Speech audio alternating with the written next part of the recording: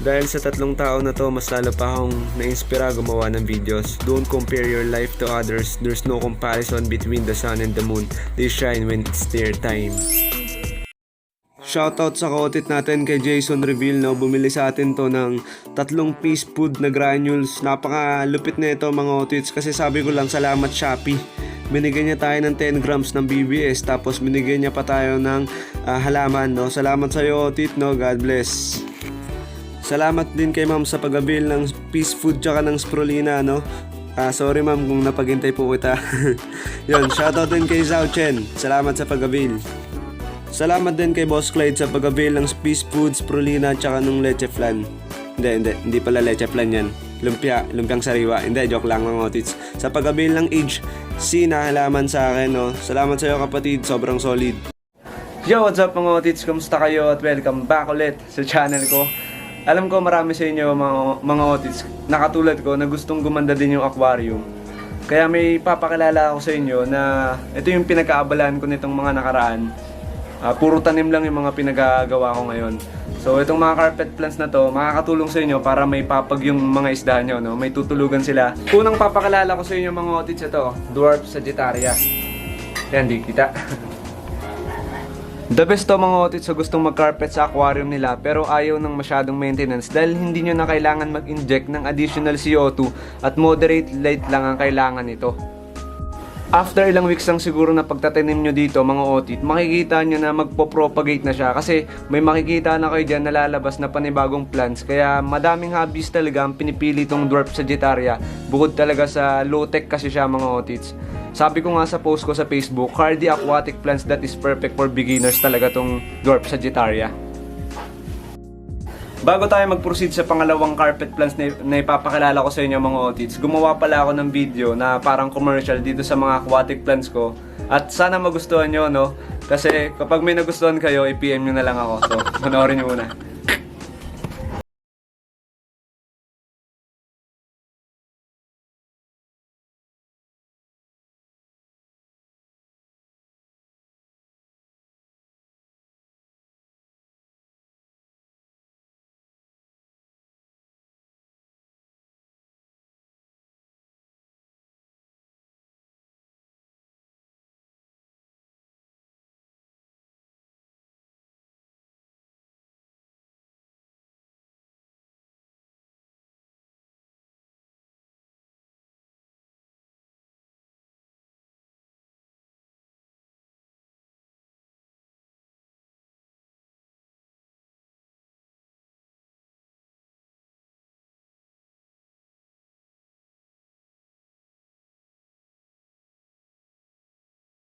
Sunod na pag-uusapan natin mga otits tungkol pa rin sa aquatic plants na tingin ko magugustuhan nyo kasi para lang siyang Carabao grass pag tumubo sa aquarium nyo.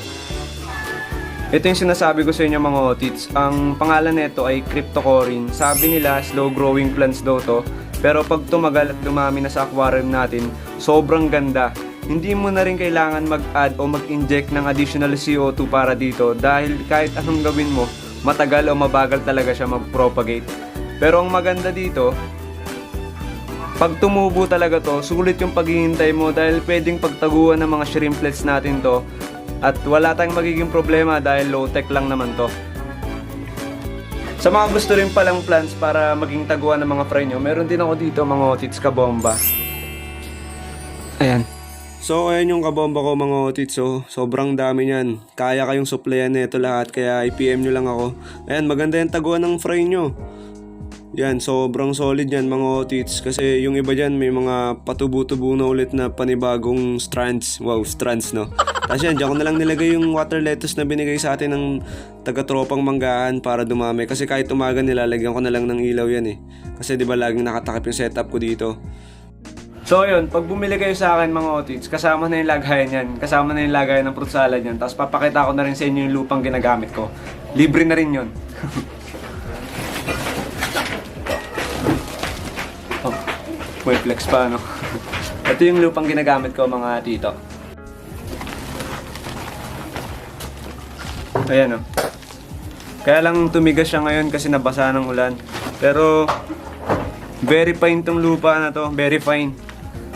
Pero kahit tumigas na yan, ayan. Pwede nyo durugin mga tito.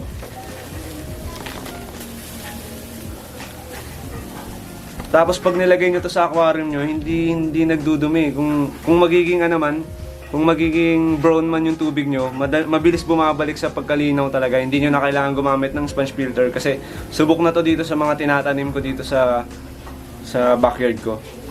So ayan mga otits, kapag bumili kayo sa akin ng aquatic plants, hindi nyo na po problemahin yung lupa kasi free na yon sa akin. Bibigyan ko na kayo ng free na lupa para sa mga aquatic plants nyo. Tapos nga pala, available na tayo sa Shopee. Available na tong spirulina natin sa Shopee. Ayan o, nakapak na. So i-visit nyo na lang yung shop natin doon sa Shopee. Betas Journey lang mga otits. Tapos yun, umorder na kayo ng umorder doon. Ang dami kong nilagay doon ng mga product natin.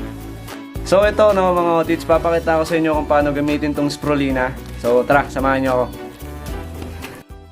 May ginawa na akong video about dito kung paano magpakain spirulina sa mga alaga nating isda. Pero dahil marami nagpipm sa akin, so magpakain tayo ulit. So ayan, kalahati lang yung ginamit kong spirulina dyan. Tapos ididikit lang natin yan dito. Medyo mahirap lang to idikit mga otits kasi plastic tong yung pinaglalagan nila, plastic eh. Pero kung sa salamin to, mabilis lang to. Siguro mga 10 seconds lang dikit na to. So yan, bilang tayo 1, 2, 3, 4. So ayan, sobrang hirap niya. Hindi ko ma-release mga otits kasi nakadikit pa rin sa kamay ko. Ayan o, di ba nakadikit pa rin.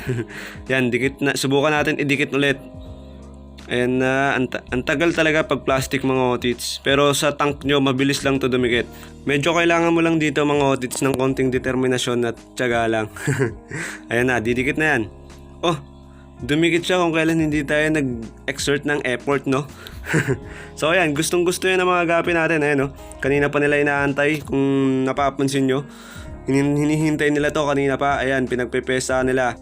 Tapos kalahati lang yung ginamit kong spirulina dyan kasi 5 lang naman yung papakainin natin. Sobra pa nga yan eh. Kaya lang para mas maganda yung video natin, ginawa ko ng kalahati. Sa mga hindi po nakakalam mga otits, ang spirulina po ginagamit po yan para pampaganda ng mga kulay ng mga fish natin. Pampaganda din ng digestion nila at syempre mataas sa protina to.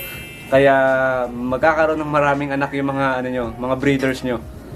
Kung marami pa kayong gustong malaman about sa spirulina, antayin nyo yung dulo ng video, ipapost ko dun yung video natin about sa spirulina. So dito ko natatapusin tong video na to. Sama-sama ulit tayo sa susunod na journey. Happy fish keeping! Fish!